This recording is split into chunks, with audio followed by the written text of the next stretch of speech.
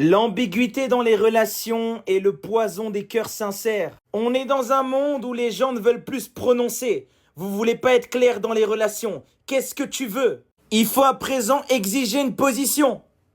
Soit on est deux à construire, soit on est deux à être amis. Mais faut être clair. Pas les histoires de une seule personne qui aime et l'autre personne qui est dans le flou, on connaît pas vraiment sa position. Aujourd'hui, le marché relationnel, c'est devenu un hôpital psychiatrique émotionnel. Des gens flous, des gens fous, des gens blessés, instables, qui ne veulent pas s'engager, mais veulent être désirés. L'ambiguïté est une arme de contrôle, de manipulation mentale. Ces gens qui utilisent cette technique, ils ne veulent pas aimer, mais ils ne veulent pas non plus être seuls. Donc ils commencent à manipuler les autres. On laisse l'autre espérer, on l'alimente, mais on n'a jamais l'intention de s'investir réellement. C'est de la manipulation douce et subtile. C'est malsain, c'est vraiment... Il n'y a pas de terme.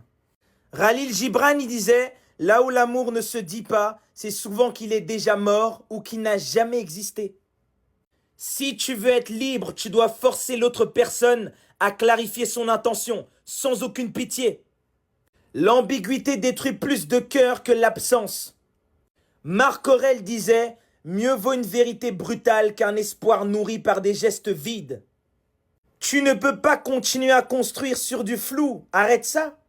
Tu ne peux pas guérir quand tu es tenu émotionnellement en otage par quelqu'un qui te donne juste assez pour que tu restes. Il te donne des petites miettes de pain et tu cours.